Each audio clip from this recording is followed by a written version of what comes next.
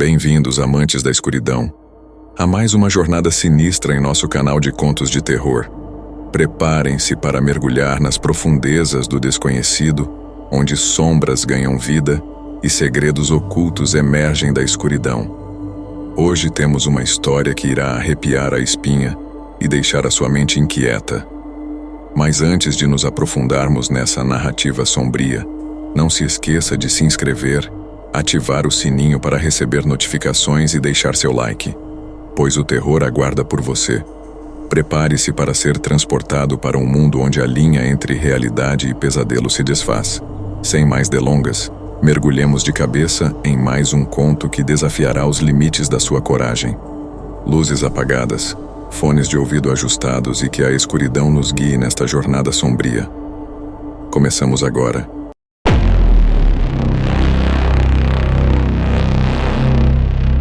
Em uma pequena cidade, cercada por montanhas e florestas densas, havia uma estrada que muitos evitavam à noite. Essa estrada era conhecida como a Estrada do Lamento, e suas histórias de desaparecimentos e eventos sobrenaturais eram passadas de geração em geração. Apesar dos avisos, um grupo de amigos decidiu ignorar os rumores e fazer uma viagem para acampar nas montanhas, acreditando que eram apenas histórias de terror para assustar crianças. Os amigos, Lucas, Ana, Tiago e Fernanda, eram jovens aventureiros e estavam empolgados com a ideia de uma escapada. Eles se prepararam para a viagem, juntando barracas, comida e lanternas. O clima estava agradável, e a ansiedade pela aventura animava o grupo. Na manhã de um sábado, eles partiram em um carro antigo, cantando e rindo, sem se darem conta do que os aguardava. Ao entrarem na Estrada do Lamento, perceberam que a atmosfera mudava. A vegetação ao redor parecia mais densa e escura, e o ar se tornava pesado. Talvez devêssemos voltar, sugeriu Ana, mas Tiago, o mais ousado do grupo, riu e respondeu: são apenas histórias. Vamos em frente.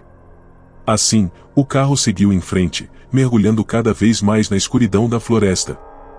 Depois de alguns quilômetros, começaram a notar coisas estranhas. Eles viam sombras se movendo entre as árvores e ouviram sussurros que pareciam vir do nada. O clima de festa começou a se transformar em desconforto, mas a adrenalina ainda os mantinha empolgados. O grupo decidiu parar em um ponto de descanso para esticar as pernas e fazer um lanche. Enquanto se sentavam em um tronco caído, ouviram o som de algo se arrastando nas folhas secas, mas quando olharam, não havia nada. Retomando a viagem, a estrada parecia ainda mais sombria. A luz do sol começava a se pôr, e o medo começou a tomar conta do grupo. Decidiram acelerar e chegar logo ao local de acampamento. Porém, o carro começou a apresentar problemas. O motor falhou e parou de funcionar no meio da estrada. Isso não é bom, disse Lucas, nervoso. Eles tentaram ligar o carro várias vezes, mas sem sucesso. Desesperados, decidiram sair do carro e tentar pedir ajuda. Vamos encontrar alguém, deve haver uma casa ou algo próximo, sugeriu Fernanda. Assim, eles começaram a andar pela estrada, mas quanto mais avançavam, mais isolados e perdidos se sentiam. As árvores pareciam se fechar ao redor deles, e os sussurros se tornavam mais altos, como se estivessem sendo seguidos. Após caminhar por um tempo que pareceu uma eternidade, eles avistaram uma luz à distância. Era uma casa velha, com janelas quebradas e uma aparência abandonada. Devemos ir lá, disse Tiago, hesitante. Talvez alguém possa nos ajudar. Os outros concordaram, mesmo sentindo um arrepio na espinha. Quando chegaram à porta, ela rangeu ao ser aberta, revelando um interior escuro e empoeirado. Enquanto exploravam a casa, encontraram objetos antigos e móveis cobertos de poeira. No entanto, o que mais os incomodou foram as fotos nas paredes e imagens de pessoas que pareciam estar em uma festa, todas com expressões felizes, mas quando se aproximaram, perceberam que havia algo perturbador nos olhos delas, como se estivessem presas em um sorriso forçado. De repente, ouviram um barulho vindo do andar de cima. O grupo se entreolhou, a adrenalina subindo mais uma vez. Tiago, sempre corajoso, decidiu subir as escadas, seguido pelos outros. O corredor estava escuro, e a atmosfera pesada. Assim que chegaram ao final do corredor, encontraram uma porta entreaberta. Ao empurrá-la, uma rajada de vento gelado os atingiu, fazendo com que todos recuassem. Quando finalmente entraram, encontraram uma sala cheia de espelhos quebrados e objetos de decoração antigos. No centro, havia um grande espelho em perfeito estado. Eles se aproximaram, mas logo perceberam que não estavam refletidos da forma que deveriam. As imagens eram distorcidas, mostrando rostos que não eram os deles. A tensão aumentou, e cada um começou a sentir uma presença estranha, como se algo estivesse observando. Nesse momento, as luzes começaram a piscar, e os sussurros se tornaram gritos ensurdecedores. O grupo ficou paralisado, sem saber o que fazer. Lucas gritou para sair, mas quando se virou, a porta pela qual haviam entrado estava fechada. Desesperados, começaram a procurar outra saída, mas a casa parecia ter mudado, tornando-se um labirinto sem fim. Em meio ao caos, Fernanda encontrou uma janela. Ao abrir, um grito angustiante ecoou de fora. Era a voz de uma mulher, implorando para que eles não saíssem. "Fiquem aqui. Não deixem a estrada", ela gritou, mas os amigos estavam tão apavorados que decidiram pular pela janela. Ao caírem do lado de fora, se depararam com uma cena ainda mais aterrorizante, uma estrada coberta de neblina e um desespero que os envolvia. Sem saber para onde ir, começaram a correr pela estrada. Mas à medida que avançavam, a sensação de que estavam sendo seguidos aumentava. Sombras se moviam rapidamente entre as árvores, e os gritos se tornavam mais altos, ecoando nas profundezas da floresta. O pânico tomou conta do grupo, e eles correram sem olhar para trás, com a esperança de encontrar ajuda. Após correrem por um tempo que parecia interminável, conseguiram finalmente avistar a luz da cidade. Mas, quando chegaram às bordas, perceberam que a cidade parecia estranhamente silenciosa. As luzes estavam apagadas, e as ruas estavam desertas. A sensação de que algo estava muito errado tomou conta deles novamente. Foi então que perceberam que, de alguma forma, a estrada os havia trazido de volta para a mesma casa. Os gritos e sussurros agora eram ensurdecedores. O grupo começou a se questionar sobre o que estava acontecendo. "Estamos presos nesse ciclo", gritou Ana, desesperada. Eles entenderam que a estrada tinha um poder maligno, uma maldição que prendia aqueles que se atreviam a desafiar seus mistérios. Com a determinação de quebrar o ciclo, decidiram voltar para casa. Ao entrarem novamente, perceberam que os espelhos agora refletiam algo diferente. As imagens mostravam seus medos mais profundos e as verdades que tentavam ignorar. Júnior, que sempre fora o mais corajoso, começou a chorar, percebendo que cada um deles tinha suas próprias lutas e arrependimentos. Era como se a casa estivesse desafiando-os a confrontar seus demônios. Reunidos, os amigos decidiram enfrentar os reflexos que viam. Ao confrontarem suas inseguranças, um brilho começou a emanar dos espelhos. Eles perceberam que, ao aceitar suas falhas e medos, podiam criar uma luz que dissiparia a escuridão ao seu redor. Uma onda de energia percorreu a casa, e o ambiente começou a mudar. As paredes que antes pareciam se fechar agora se abriam, revelando uma porta que levava para fora. Com coragem renovada, eles correram em direção à porta e atravessaram. Ao saírem, foram recebidos pela luz da lua e pelo ar fresco da noite. A estrada estava vazia, mas eles sentiam que haviam quebrado a maldição. Eles conseguiram voltar para a cidade, mas a experiência os marcou para sempre. Desde então, a estrada do lamento passou a ser evitada. Os amigos, unidos por essa experiência aterrorizante, aprenderam a valorizar a amizade e a força que encontraram juntos. E enquanto a cidade continuava a ignorar as lendas, eles sabiam que, por trás das histórias, havia verdades a serem enfrentadas e superadas. A viagem maldita se tornará uma lembrança não apenas de medo, mas de resiliência e autoconhecimento.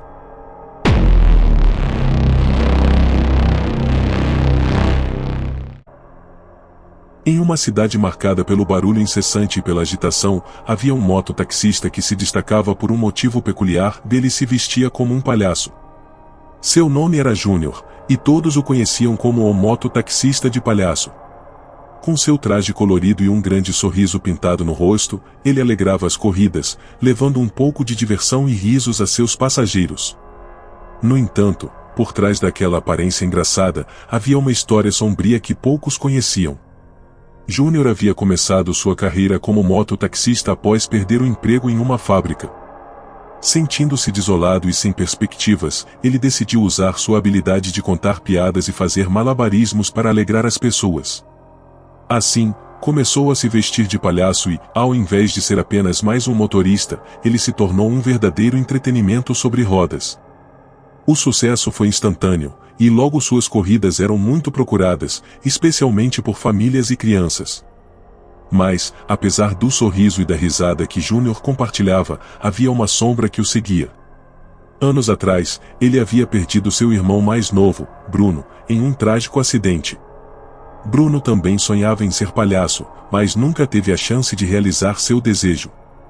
O peso da culpa e a dor pela perda consumiam Júnior. Ele se sentia responsável, acreditando que, se tivesse estado com Bruno naquele dia, a tragédia poderia ter sido evitada. Para ele, vestir-se de palhaço era uma forma de honrar a memória do irmão, mas, ao mesmo tempo, era um lembrete constante de sua dor. Certa noite, enquanto Júnior aguardava por um novo chamado em uma praça movimentada, um grupo de adolescentes se aproximou, rindo e zombando de sua aparência. Eles começaram a fazer piadas, insinuando que ele era um palhaço de verdade, e não apenas na roupa. Júnior, que sempre levava na esportiva, tentou ignorá-los, mas a irritação começou a subir dentro dele. No fundo, ele desejava mostrar que a vida de palhaço não era apenas sobre risadas, mas também sobre dor e superação. Quando ele recebeu uma corrida, estava feliz por se afastar daquelas provocações. O passageiro era um homem idoso, com um olhar triste e cansado. Ao ver a pintura de palhaço no rosto de Júnior, o homem sorriu. "Você me lembra do meu neto", disse ele, com a voz embargada. Júnior, tocado, decidiu compartilhar sua história. O homem ouviu atentamente, e ao final da corrida, estava com lágrimas nos olhos. Depois de deixar o passageiro, Júnior sentiu uma sensação estranha. Ele começou a ter visões de seu irmão. Bruno parecia feliz, vestindo uma roupa de palhaço idêntica à dele. Júnior ficou emocionado e, em um momento de nostalgia, decidiu parar em um parque e tirar algumas fotos de si mesmo em homenagem ao irmão. Mas, enquanto posava, algo estranho aconteceu. As risadas e os gritos alegres das crianças começaram a ecoar ao seu redor, mas quando olhou, não havia ninguém ali. Assustado, Júnior decidiu voltar à sua moto e sair daquele lugar, mas, ao ligar o motor, sentiu um calafrio na espinha. Ele olhou para o espelho retrovisor e viu uma figura esquelética, vestida como um palhaço, com um sorriso macabro. A figura começou a rir, um som que misturava alegria e tristeza ao mesmo tempo. O coração de Júnior disparou, e ele se virou rapidamente para trás, mas não havia ninguém.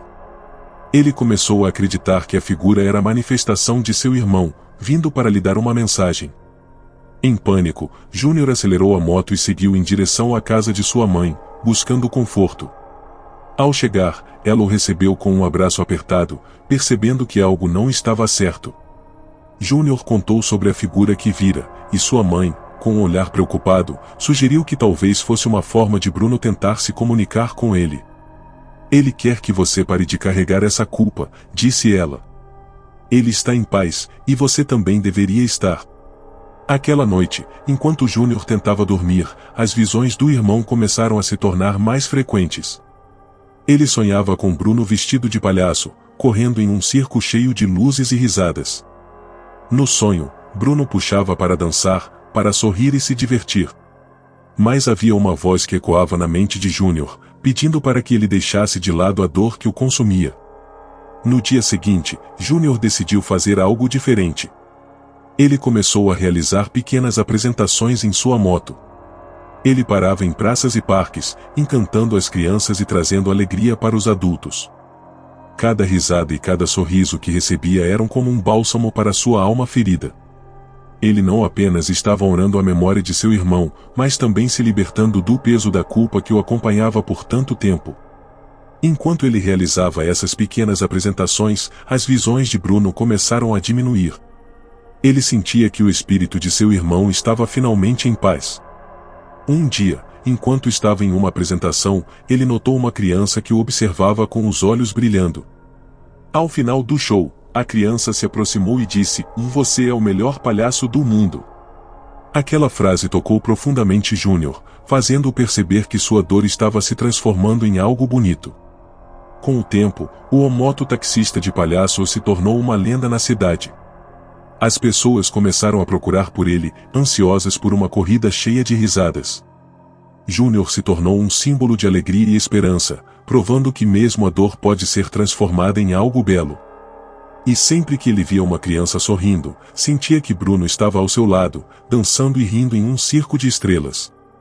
A história do mototaxista de palhaço se espalhou, e muitas pessoas começaram a usar suas corridas como uma oportunidade para desabafar. Júnior se tornou um confidente para aqueles que estavam lidando com suas próprias dores. Ele sempre lembrava que, por trás de cada sorriso, pode haver uma história de superação e que cada palhaço carrega a sua própria tristeza. E assim, Júnior seguiu seu caminho, com um coração mais leve, vestido de palhaço, levando risadas e esperança a cada corrida. Ele não apenas homenageava seu irmão, mas também lembrava a todos que, mesmo em meio ao sofrimento, é possível encontrar a alegria e compartilhar essa luz com o mundo.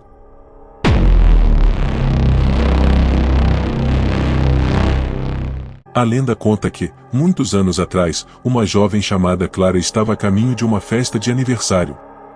Ela estava animada, vestida com um belo vestido azul e acompanhada de amigos. No entanto, a alegria daquela noite foi interrompida quando, ao atravessar uma curva perigosa, o carro que ela dirigia perdeu o controle e colidiu contra uma árvore. Clara não sobreviveu, e desde então, sua alma ficou presa àquela estrada. Os moradores afirmam que, nas noites de lua cheia, é possível ver o espírito de Clara à beira da estrada, vestida com seu vestido azul, esperando por ajuda. Dizem que ela se manifesta quando alguém se aproxima de seu local de morte, e muitos motoristas relataram ter visto uma jovem parada na beira da estrada, levantando a mão como se pedisse carona. Alguns, no entanto, afirmam que aqueles que param para ajudá-la nunca mais são vistos. A história de Clara se espalhou pela cidade, tornando-se um alerta para aqueles que ousam dirigir à noite. Muitos motoristas evitam a estrada de Santa Luzia depois do pôr do sol, temendo encontrar o espírito da jovem. Porém, para um grupo de amigos, a curiosidade era maior que o medo. Eles decidiram que iriam enfrentar a lenda e passar uma noite na estrada, desafiando o que os outros diziam. Naquela noite, Lucas, Ana, Tiago e Fernanda pegaram um carro e partiram em direção à estrada de Santa Luzia. Eles estavam equipados com lanternas, câmeras e muito entusiasmo. A ideia de capturar a presença do espírito os animava, e eles planejavam passar algumas horas esperando por qualquer sinal sobrenatural. Ao chegarem, estacionaram o carro em um local onde a curva era mais acentuada e onde muitos afirmavam ter visto Clara. Enquanto a lua cheia iluminava a estrada, o grupo se reuniu ao redor do carro, compartilhando histórias e rindo. O clima estava leve, mas a tensão aumentava a cada minuto que passava. Lucas decidiu que seria uma boa ideia começar a gravar tudo, caso algo acontecesse. Com a câmera em mãos, ele apontou para a estrada e começou a filmar. A atmosfera começou a mudar. O vento começou a soprar mais forte, e uma névoa densa se formou ao longo da estrada. A lua parecia se esconder atrás de nuvens, e o frio cortante fez com que todos se encolhessem. Foi então que, a poucos metros de onde estavam, eles viram uma figura se aproximando. Ana ficou paralisada, e Tiago, que estava mais próximo da estrada, gritou: "Volem!" A figura era de uma mulher jovem, vestida com um vestido azul deslumbrante. Seus cabelos longos e soltos flutuavam com o vento, e seu rosto era pálido e triste. Ela estava parada à beira da estrada, olhando fixamente para o grupo, como se estivesse esperando por algo. O coração de todos disparou, e o riso foi substituído por um silêncio angustiante.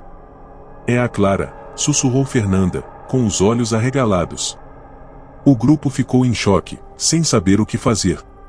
Lucas, em um impulso, decidiu se aproximar. "Esperem. Não podemos deixar ela sozinha", ele disse, caminhando em direção à figura. Os outros hesitaram, mas seguiram-no, impulsionados pela curiosidade. Conforme se aproximavam, a figura começou a desaparecer na névoa, mas a expressão de Clara permanecia clara, uma mistura de tristeza e esperança. Quando estavam a poucos passos dela, Clara levantou a mão, como se quisesse falar, mas não havia som. A cena era surreal, e o grupo começou a sentir uma presença opressiva, como se algo os estivesse advertindo para não avançar. De repente, uma rajada de vento cortante passou pelo grupo, e Clara desapareceu completamente. A névoa ficou mais densa, e o silêncio se tornou ensurdecedor. Tiago, em estado de pânico, gritou: "Vamos sair daqui! Isso não é certo!" O grupo, em estado de choque, correu de volta para o carro, sentindo que estavam sendo observados. Assim que entraram, Lucas ligou o motor e tentou sair rapidamente, mas o carro não respondeu. As luzes começaram a piscar, e a tensão aumentou. "Não! Não agora!" ele gritou, girando a chave repetidamente. Então, uma batida forte foi ouvida no vidro traseiro. Todos se viraram, e viram a silhueta de Clara, agora mais próxima, com uma expressão de desespero. O motor finalmente pegou, e Lucas acelerou para longe daquela cena horrenda. Enquanto se afastavam, Clara apareceu novamente na estrada, agora olhando para eles com uma expressão triste e resignada. Os amigos perceberam que estavam deixando algo importante para trás, mas a adrenalina e o medo tomaram conta deles. Eles não queriam se arriscar mais. Após escapar da estrada, eles dirigiram até a cidade e pararam em um posto de gasolina. O clima ainda estava tenso, e todos estavam em choque, tentando processar o que havia acontecido. Lucas, ainda com a câmera em mãos, começou a rever as gravações, na esperança de entender melhor a situação.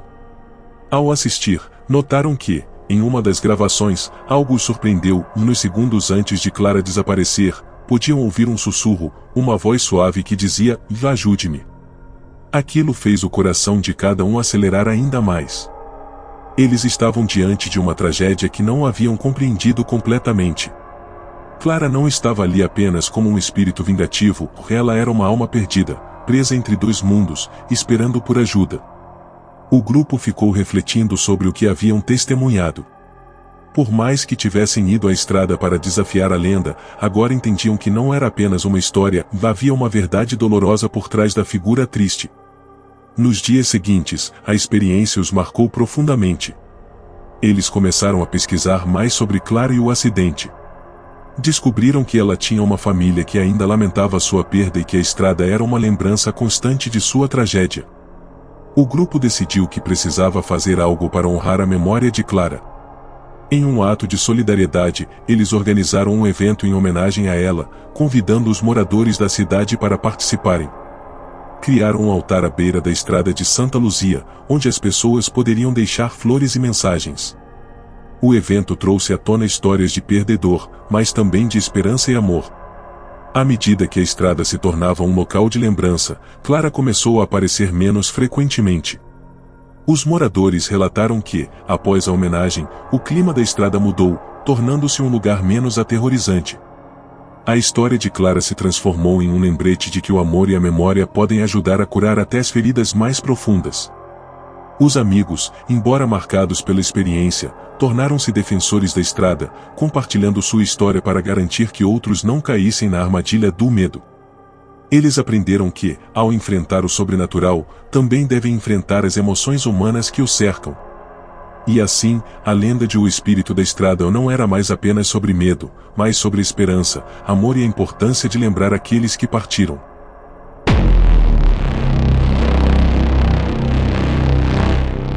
Ao aceitar o pedido, Fernando seguiu as instruções do aplicativo e se dirigiu para o endereço indicado. Era uma área afastada da cidade, onde as ruas eram mal iluminadas e cercadas por uma densa vegetação. O local parecia ter um ar de abandono, o que fez Fernando sentir um certo desconforto. Entretanto, era um trabalho, e ele precisava cumprir seu dever. Assim, ele parou em frente à casa, que parecia antiga e mal cuidada, com janelas empoeiradas e uma porta que rangia com o vento. Ele aguardou por alguns minutos, quando de repente, a porta se abriu e uma figura apareceu. Era uma mulher, vestida com um longo vestido escuro que parecia absorver a pouca luz ao seu redor. Seus cabelos estavam molhados pela chuva e grudados em seu rosto pálido. Fernando sentiu um arrepio, mas logo se lembrou de que não era a primeira vez que atendia passageiros com histórias peculiares. Ela se aproximou da moto e, sem dizer uma palavra, subiu na garupa. "Para onde vamos?" Fernando perguntou, tentando quebrar o silêncio desconfortável. A mulher olhou para ele com um olhar vazio e respondeu apenas com um murmúrio: "Da estrada. A estrada que leva para longe." O tom de sua voz era baixo e melancólico, o que fez Fernando se sentir inquieto. Ele acenou com a cabeça e ligou a moto, enquanto a mulher se segurava firmemente em sua cintura. Conforme seguiam pela estrada, o clima começou a mudar. A chuva se intensificou, e o vento uivava ao redor deles. Fernando não conseguia deixar de pensar na aparência da mulher e na estranha aura que a cercava. Ele tentou puxar assunto, mas a mulher se manteve em silêncio, olhando para a estrada à frente, como se estivesse perdida em pensamentos. Após alguns minutos de viagem, Fernando percebeu que a mulher não tinha dado um endereço específico. "Você pode me dizer onde você quer ir?" ele insistiu. A mulher permaneceu em silêncio por mais um momento antes de responder: "A estrada nunca termina, você sabe." Essa resposta enigmática deixou Fernando ainda mais desconfortável, mas ele decidiu não questioná-la mais. A estrada que eles estavam percorrendo parecia deserta, e a sensação de que estavam sendo seguidos aumentava. Os faróis da moto iluminavam a noite, mas as sombras pareciam se mover de maneira estranha ao redor deles. Fernando tentou afastar os pensamentos aterrorizantes, mas logo sentiu que havia algo errado. Ele decidiu acelerar, querendo chegar ao destino o mais rápido possível. Enquanto avançavam, as luzes da moto começaram a falhar, e Fernando teve que diminuir a velocidade. O barulho da chuva se intensificou, e ele mal conseguia ouvir seus próprios pensamentos. De repente, ele notou que a mulher estava agora olhando para trás, como se visse algo que ele não conseguia enxergar. "A estrada nunca esquece", ela sussurrou, e essa frase ecoou em sua mente. A moto começou a tremer, e Fernando lutava para manter o controle. O que deveria ser uma viagem tranquila rapidamente se transformava em um pesadelo. Ele olhou para a mulher novamente, que agora tinha um olhar fixo e aterrorizante. "A estrada está viva", ela murmurou. Fernando sentiu um frio na espinha e, em um impulso, decidiu parar a moto em um lugar seguro. Assim que ele estacionou, a mulher desceu da moto de forma rápida e elegante, quase flutuando. "O que você está fazendo?" Fernando perguntou, assustado. Ela virou-se para ele, e neste momento, ele notou que seu rosto estava pálido e suas feições estavam distorcidas, como se ela estivesse entre os mundos dos vivos e dos mortos. "Você não pode fugir do que está atrás de você", ela respondeu, com uma voz profunda e ecoante. Fernando ficou paralisado, sem saber o que fazer. A mulher começou a se afastar lentamente, em direção à floresta ao lado da estrada. Sem pensar, ele gritou: "Me espere." "Para onde você está indo?" Mas ela não respondeu. Em vez disso, desapareceu entre as árvores, deixando apenas um rastro de frio e uma sensação de desespero. Nesse momento, Fernando sentiu uma pressão crescente em seu peito. Ele sabia que precisava ir embora, mas algo o impedia de se mover. A estrada estava envolta em uma névoa densa, e ele sentiu como se a noite estivesse se fechando ao seu redor. Com um esforço imenso, ele ligou a moto e decidiu voltar para a cidade. À medida que acelerava, a estrada parecia se esticar infinitamente. O som da chuva se misturava com uma espécie de lamento que ecoava ao redor. Ele olhou pelo retrovisor, esperando ver a mulher atrás dele, mas não havia ninguém. O silêncio era opressivo, e ele se perguntou se realmente havia conhecido alguém ou se tudo não passava de uma alucinação provocada pelo medo. Quando finalmente chegou à cidade, a chuva tinha diminuído, e as ruas estavam desertas. Ele se dirigiu para casa, mas a imagem da mulher e suas palavras ecoavam em sua mente. A estrada que ele conhecia tão bem agora parecia diferente, como se algo tivesse mudado para sempre. Nos dias que se seguiram, Fernando não conseguia parar de pensar naquela noite. Ele começou a notar que sempre que passava pela estrada da morte, algo o seguia. Era uma sensação de estar sendo observado, e a presença daquela mulher o assombrava. Ele evitava a estrada sempre que possível, mas não podia escapar do que havia vivido. Um dia, ao conversar com um amigo sobre suas experiências, ele descobriu que a história da mulher não era uma lenda, mas uma tragédia real. A mulher que ele havia encontrado era Clara, uma jovem que havia perdido a vida em um acidente há muitos anos naquela mesma estrada.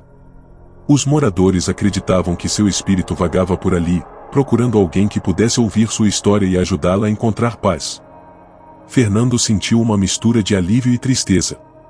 Ele finalmente entendeu que a mulher não estava lá para fazer mal, mas para alertá-lo sobre os perigos da estrada e das escolhas que fazemos. Ele decidiu que precisava fazer algo a respeito. Com a ajuda de amigos, organizou uma campanha de conscientização sobre a segurança no trânsito, contando a história de Clara para que outros não esquecessem os riscos. A história da carona inesperada se tornou uma lenda na cidade, mas também um lembrete de que a estrada pode guardar segredos e histórias que precisam ser contadas. E enquanto Fernando seguia seu caminho, sempre que passava pela estrada da morte, ele se lembrava de Clara, a jovem que apenas queria ser ouvida, e se esforçava para garantir que sua mensagem nunca fosse esquecida.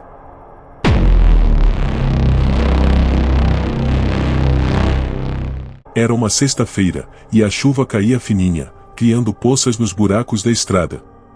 Alex olhou para o aplicativo de corridas e percebeu que o movimento estava calmo. Ele decidiu esperar na praça central, um ponto estratégico onde sempre conseguia pegar passageiros.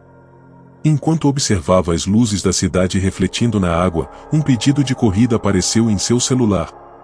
Era uma localização distante, em um bairro pouco movimentado, que não tinha muitos estabelecimentos abertos naquela hora. Desconfiado, mas curioso, Alex aceitou a corrida e seguiu para o endereço indicado. Ao chegar, viu uma casa antiga, com as janelas cobertas por cortinas pesadas e a luz da varanda piscando intermitentemente. Ele hesitou por um momento, sentindo um arrepio na espinha, mas logo desconsiderou a sensação estranha e decidiu esperar. Após alguns minutos, a porta da casa se abriu e uma figura alta e magra apareceu. Era um homem, vestido com uma longa capa escura que cobria seu corpo. Seu rosto estava encoberto pela sombra do capuz, mas Alex podia ver seus olhos brilhando intensamente, como se fossem feitos de um material que refletia a luz. O homem se aproximou da moto e, com uma voz suave e profunda, pediu: "Você pode me levar ao cemitério?" Alex se sentiu desconfortável, mas concordou. Cemitério àquela hora da noite não era um destino comum, mas o homem parecia não ter medo. Eles partiram, e enquanto percorriam as ruas, o silêncio entre eles era ensurdecedor. Alex tentou puxar conversa, mas o homem apenas respondia com frases curtas e evasivas. Ao chegar ao cemitério, Alex estacionou a moto e observou o lugar, que estava envolto em uma névoa densa. As lápides se erguiam como sombras, e o ar tinha um cheiro forte de umidade e decadência. O homem desceu da moto e, antes de se afastar, olhou para Alex com um olhar penetrante. "Espere aqui, não demoro", disse ele, e desapareceu entre os túmulos. Alex ficou ali parado, um pouco ansioso. Ele olhou para o relógio e notou que já haviam se passado vários minutos. O cemitério parecia ainda mais assustador, e ele começou a ouvir sussurros ao seu redor, como se vozes fantasmagóricas estivessem falando entre si. O frio subiu por sua espinha, e uma sensação de que algo estava errado começou a dominar sua mente. Quando estava prestes a ligar a moto e ir embora, o homem voltou, mas algo havia mudado. Agora, sua presença parecia mais intensa, e uma energia estranha o cercava. Ele se aproximou de Alex, e com uma voz mais grave, disse: "Estou pronto. Agora, vamos nos encontrar com os que partiram." Confuso e assustado, Alex perguntou: "O que você quer dizer com isso?" O homem apenas sorriu, um sorriso enigmático que revelava dentes brancos e afiados. Ele se aproximou ainda mais, e em um tom de voz baixo, disse: "Você é o meu último cliente." Nesse momento, Alex sentiu uma onda de pânico.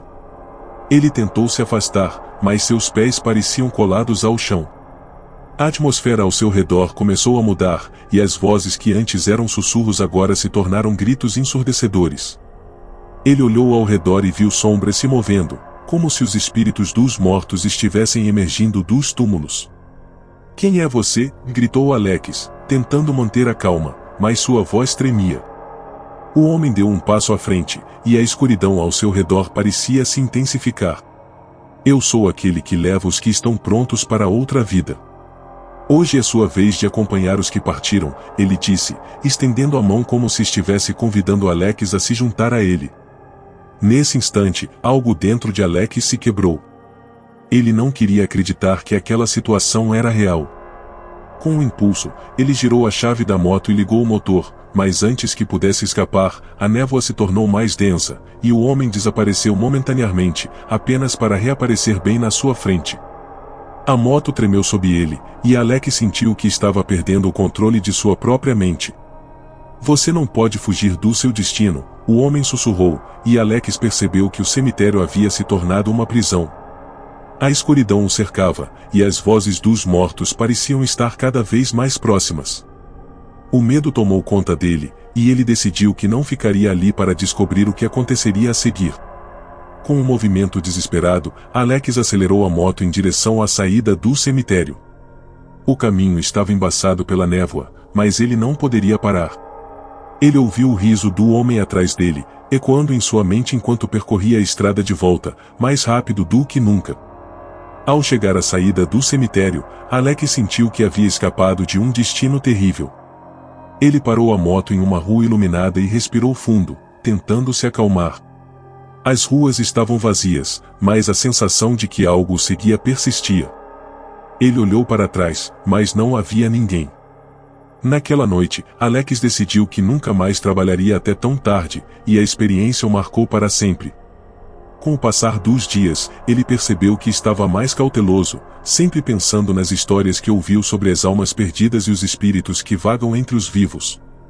Ele começou a ouvir relatos de outros mototaxistas que passaram por situações semelhantes, e todos tinham em comum um último cliente enigmático. Alex percebeu que, embora tivesse escapado daquela noite, a memória do homem e o cemitério o acompanhariam para sempre.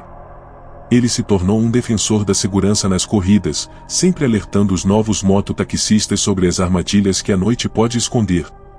A história do último cliente se espalhou, e Alex se tornou uma espécie de contador de histórias, sempre relembrando a importância de respeitar os limites entre os vivos e os mortos. A experiência o transformou em alguém mais cauteloso e sensível ao que o cercava. Alex não sabia se o homem era um espírito ou um ser humano, mas uma coisa era certa, e naquela noite, ele viu o lado mais sombrio da sua profissão e aprendeu a valorizar cada cliente que pegava. Afinal, o verdadeiro terror pode estar mais perto do que se imagina, e a linha entre a vida e a morte é muito mais fina do que se pensa.